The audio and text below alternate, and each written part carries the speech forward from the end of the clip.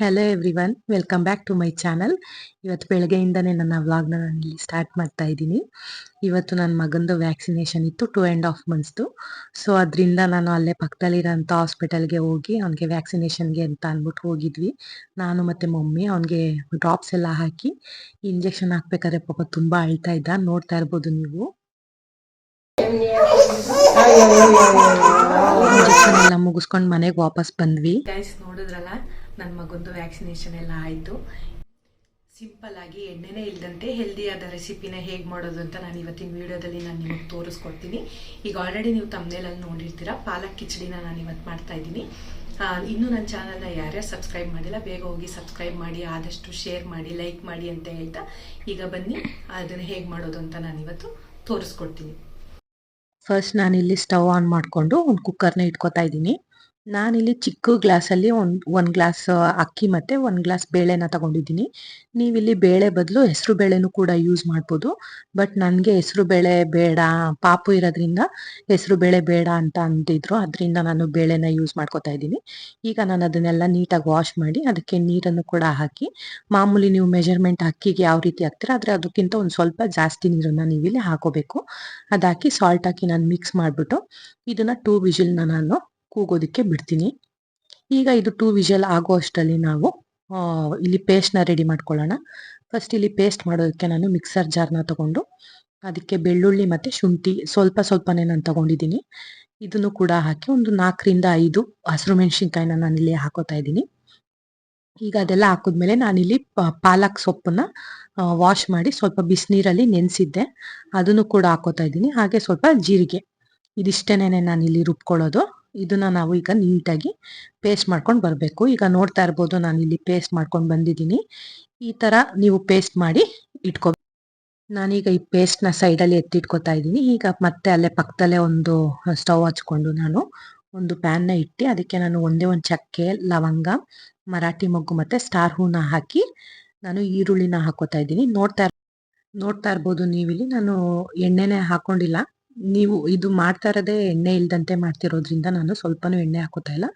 ಅದ್ರ ಜೊತೆಗೆ ನಾನು ಜೀರಿಗೆನೂ ಕೂಡ ಹಾಕಿ ನಾನು ನೀಟಾಗಿ ಫ್ರೈ ಮಾಡ್ಕೋತೀನಿ. ಇದು ಫ್ರೈ ಮಾಡ್ಬೇಕಾದ್ರೆ ನಿಮಗೆ ಗೊತ್ತಾಗುತ್ತೆ, ಅದು ತಳ ಹಿಡಿತಾ ಇರೋದು ಮತ್ತು ಸ್ಮೆಲ್ಲಲ್ಲಿ ಗೊತ್ತಾಗುತ್ತೆ ನಿಮಗೆ. ಆಗ ನೀವು ಸ್ವಲ್ಪ ನೀರನ್ನು ಕೂಡ ಹಾಕ್ಕೊಂಡು ಅದನ್ನ ಫ್ರೈ ಮಾಡಬೇಕು. ಇದಕ್ಕೆ ನಿಮಗೆ ತಳ ಹಿಡಿತಾ ಇದೆ ಅನ್ನುವಾಗೆಲ್ಲ ನೀವು ನೀರನ್ನ ಯೂಸ್ ಮಾಡಬೇಕು. ಈಗ ನಾನಿಲ್ಲಿ ಸ್ವಲ್ಪ ನೀರನ್ನ ನಾನಿಲ್ಲಿ ಹಾಕ್ಕೊಂಡು ಈರುಳ್ಳಿನೆಲ್ಲ ನಾನಿಲ್ಲಿ ಫ್ರೈ ಮಾಡ್ಕೋತಾ ಇದ್ದೀನಿ.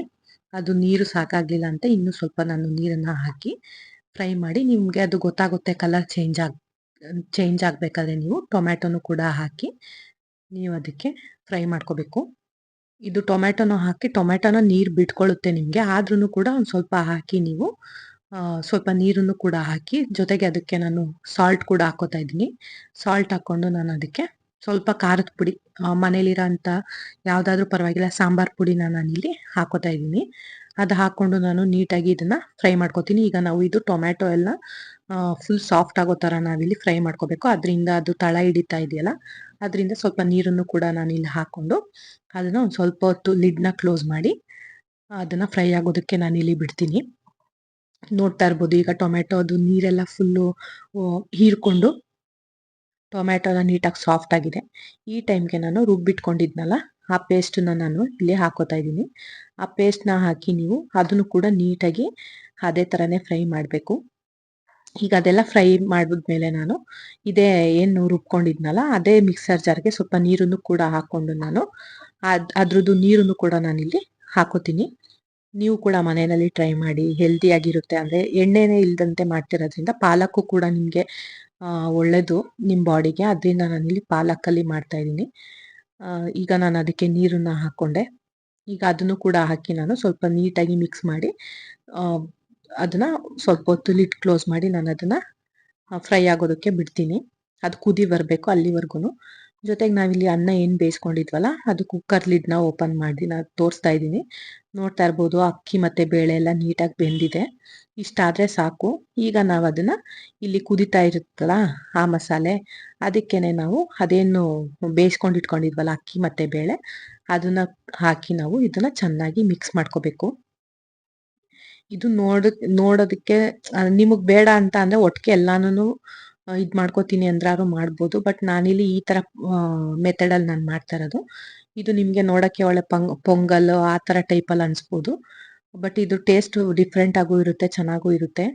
ನಾವು ಅನ್ಕೊಂಡೇ ಇರಲಿಲ್ಲ ಇಷ್ಟು ಚೆನ್ನಾಗಿ ಬರುತ್ತೆ ಅಂತ ಅಂದ್ಬಿಟ್ಟು. ನಾನು ಕೂಡ ಮನೇಲಿ ಟ್ರೈ ಮಾಡಿ ಆಮೇಲೆ ನಾನು ಈ ರೆಸಿಪಿನ ನಿಮಗೆ ತೋರಿಸ್ತಾ ಇರೋದು.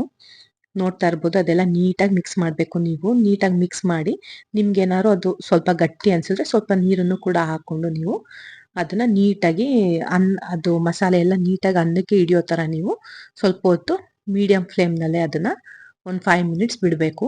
ಈಗ ನಾನಿಲ್ಲಿ 5 ಮಿನಿಟ್ಸ್ ಬಿಟ್ಟು ತೆಗಿತಾ ಇದ್ದೀನಿ.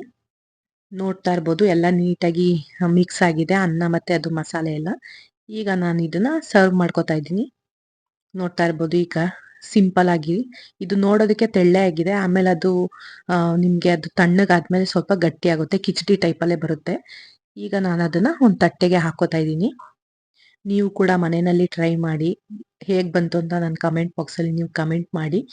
ಆದಷ್ಟು ಈ ಥರ ರೆಸಿಪಿಗಳು ಬೇಕು ಅಂತ ಅಂದರೆ ನನ್ನ ವಿಡಿಯೋಗಳನ್ನ ನನ್ನ ಚಾನಲ್ನ ನೀವು ಸಪೋರ್ಟ್ ಮಾಡಿ. ಇವತ್ತು ನನ್ನ ತಮ್ಮ ಮನೇಲೇ ಇದ್ದ, ಅವನಿಗೆ ಟೇಸ್ಟ್ ಮಾಡು ಅಂತ ಅಂದ್ಬಿಟ್ಟು ಕೊಟ್ಟೆ ನಾನು ಇವತ್ತು ಮಾಡಿರೋ ಅಂಥ ರೆಸಿಪಿನ.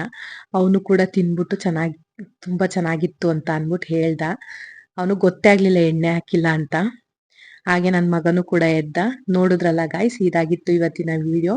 ಇನ್ನೂ ಆದಷ್ಟು ನನ್ನ ವಿಡಿಯೋಗಳನ್ನ ನಾನು ಅಪ್ಲೋಡ್ ಮಾಡೋದಕ್ಕೆ ಟ್ರೈ ಮಾಡ್ತೀನಿ. ಇವತ್ತಿನ ವಿಡಿಯೋ ಇಷ್ಟೇ. Thank you for watching.